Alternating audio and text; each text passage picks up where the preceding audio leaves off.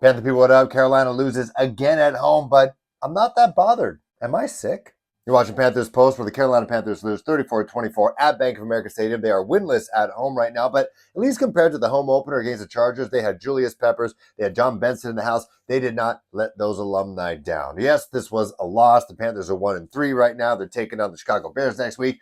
But, I think we learned a lot from this loss, and you're going to see that this was a good loss. The fact that the Panthers look competent, at least on offense. The defense, they had their opportunities, no doubt, given the fact that there's not a lot of talent. It's been ripped away from us right now. But for the first time in a long time, I primarily just watched the Panthers on the big screen. In this case, it was my phone because I was out and about with my kid. But I actually watched this team, and I was like, whoa, this is an NFL team. Like, I'd watch the 1 o'clock game and then the 4 o'clock games, or even the primetime game. Right now is the Bills taking on the Ravens. And I would watch those games like, whoa, why can't my team do that? Why can't my team air it out? Why can't my team throw it downfield? Why can't they complete a screen? Why can't my team protect their quarterback? Why can't my team get interceptions? Why can't my team get sacks? Why can't my team just keep it close? But this time, I felt the opposite of that. I'm like, whoa, my team can air it out. My team can run the ball. My team can have a 100-yard rusher. My team can have impressive catches and flashy rookies and good pockets and good defense at some points. They can keep games close, especially against a team that in the Cincinnati Bengals that have like AFC Championship aspirations because of the talent they have on the field. And so I came away from that feeling good. And for the first time in a very long time, obviously the Raiders game I was watching from beginning to end. I watched most games beginning to end, but I was engaged again for 2 games back to back. Like that hasn't happened. And I now, obviously I'm not in the field, but I now understand what the Deontay Johnsons, the Adam Thielens, and the Xavier Legets have been feeling about like that veteran presence in Andy Dalton kind of eases your mind. It really does. And as a fan, I felt that today for the first time. When they were up against like 2nd and 6 or 3rd and 4 or heck, some 4th downs, I wasn't nervous because by that point, Andy had already completed passes. He was like, whoa, okay, he just threw down the middle, like, again, split the defenders. He threw to the flat, okay. He has a couple deep passes. Like, a couple of his wide receivers, including Deontay Johnson, who's the veteran of the group with Adam Thielen down right now, they had, they had a case of the Butterfingers right now, the dropsies. Like, Xavier Leggett, Jonathan Mingo, they had a couple balls that were, like, right in their chest, a little bit low, but, hey, you do mobility, you do flexibility training. Like, you're supposed to be able to bend down and, still be strong, be able to hold the ball, especially when it hits you in 2 hands. But Deontay Johnson had a couple drops as well. And so, there were moments in that game where I was like, Andy's got that. Oh, 3rd and 6? Andy's got that.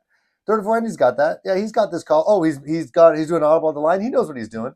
Oh, there's, Ike Ikwanu, who we're going to talk about a little bit later, blew a pass protection. That's okay. He's got this. Oh, yeah, right down the middle. Deontay Johnson touchdown, make this like a 10-point game.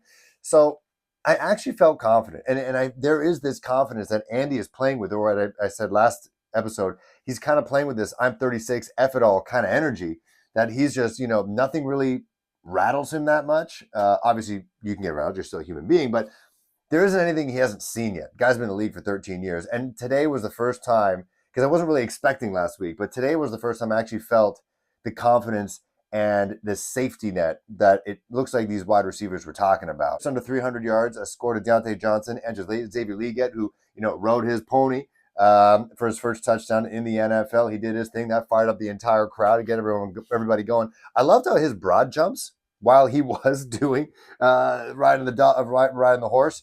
Those were like pretty significantly large broad jumps. He's a very athletic human being. Chuba Hubbard also finding the end zone as well after getting stuffed. We're going to talk about that. But the offense looks competent.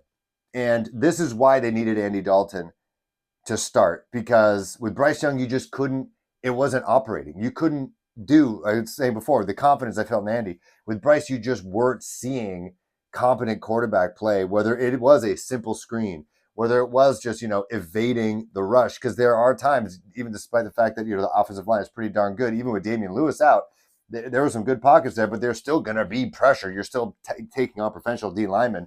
But there are just certain things Bryce was not executing on the simplest, lowest level. And so you didn't really know what you have out there. But now with Andy, we are seeing what we have on offense. And it is, a physical freak wide receiver and Xavier Leggett, who showed rookie mistakes, was just dropping the ball. What we were missing in the lack of athleticism in Adam Thielen, which he doesn't have, you miss that dependability with his hands. We're seeing what we're lacking right now in terms of the offense. I cannot wait for Jonathan Brooks to be healthy.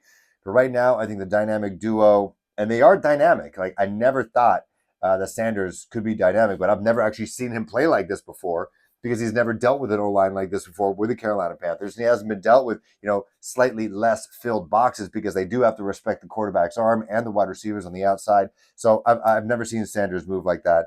Chuba Hubbard, every single year he gets better. His first year as a rookie obviously wasn't the greatest. In my opinion, he ran high, he ran hesitant, he kind of always got knocked down in first contact. This time he is running full head of steam, and he is a power back who's got speed and got movement as well. Hey, Jonathan Mingo had a great game as well. He had some yaks. Like, it looks like he and Xavier League almost have a bet. How many yaks can we get?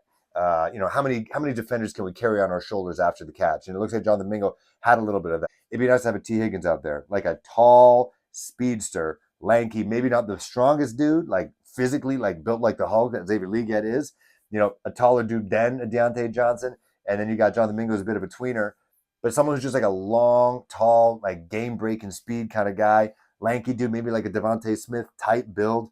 A guy who could just like kind of jump in the air and be a ballerina out there and then just kind of grab the ball, dependable hands. I think someone like that, like a T. Higgins, who reportedly, if the Bengals lost this game, would have potentially have been available, and the Panthers would be 500, and we'd be talking a little bit about adding to this offense. But it looks like they could use somebody like that. It also seems like they could use somebody on the blind side, because Ike Ekwonu has this tend, and I'm watching it. He has this tendency to dip his head and just lose guys. Now, on that amazing pass from Andy Dalton to Deontay Johnson for the touchdown, his second touchdown of the day, Deontay Johnson's first on the day, you saw that. I think it was Chandler Zavala had to come in relief for Icky, because the defender didn't really do that much, and Icky just lunges. He's got the knock knees, and then he dips his head, and the defenders just go work right around him. It's my suggestion for a guy who's never jammed anything in his life, including Madden games: trade down, get the best player available, or stick and pick, get the best player available, and it's got to be somewhere on the defensive end line. Defensive end, defensive tackle, corner, left tackle.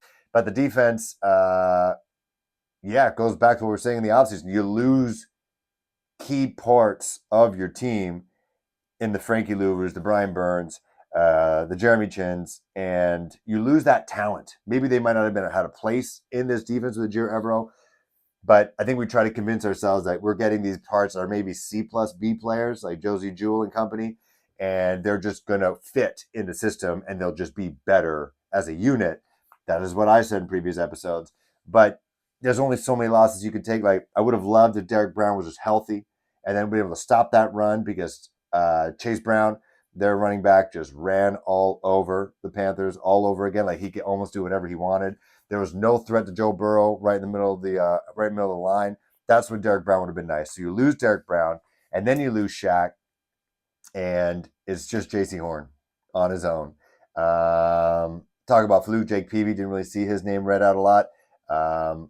So his performance against the Raiders may have been a fluke. But as for the defense, like, heck, you want to talk about evaluations, they need a ton of injection of talent, whether it's free agency, whether it's in the draft, like a defensive end that James Pierce cat out of Tennessee, or, I'm going to keep pushing this narrative. Harold Perkins, I know he tore his ACL, but in the later rounds now, maybe in the second, third round, if he's still available, I think you definitely take a shot on him like you did with Jonathan Brooks, but just get an infusion of talent, because right now, team's doing whatever they wanted. And Jadeveon Clowney's getting older, but he still forced the interception. He was running after Joe Burrow, and Xavier Woods got that INT. Didn't lead to any points, but at least it kept the offense off the field in terms of the Bengals. So the defense definitely needs some help. You can see in the locker room, all those post games you hear from Deontay Johnson, from J.C. Horn, who doesn't talk that much, talk about how it almost seems like they lost, but again, they're using this as an evaluation process to themselves. They're going all out, they're trying to win, but when they're not doing their thing, they're not connecting, they're not executing on defense and offense, and they end up losing, they're not taking it to heart, because it seems like in that locker room they believe in what Coach Canales is trying to build, and they're trying to build that culture. And then J.C. Horn, who's been there longer than your Deontay Johnson's out there, talking about how it's just different now. It's just different. Like, yeah, they lost, but they're not down. They don't feel like, yeah, we lost, it's going to be like this next week. It seems like next week they're going to, especially the offensive line, good God, it feels like next week is not another potential loss, another embarrassment. It's no, we're going to get out there. We're going to build on what we learned from the Raiders game. We're going to build on what we learned from the Bengals game, and we're going to be better, and we're going to try to beat straight up, beat up the Chicago Bears, especially the offensive line. They're going to be seething because in that first drive, this game could have been a completely different story when they were shut down on the 2-yard line, back-to-back times, shut out, 4 and out. They could have started the game up 7-0 and it just did not happen. And you saw Austin Corbett talk about it. You saw Robert Hunt talk about it. And those are two guys that do not want to piss off. So if they win the coin toss against Chicago and they choose to elect, they are punching that. You can almost guarantee Chuba Hubbard first-time touchdown score against the Chicago Bears because this offensive line is going to be jacked out of their mind. Anyways, let me know what you guys think about this game. Are you taking it the same way I am? Yes, they lost, but it seems like we actually saw a competitive football team that was working things out, but actually making it look pretty damn good too. Let me know in the comments below how you feel, and I might read the comments tomorrow morning. See you guys soon.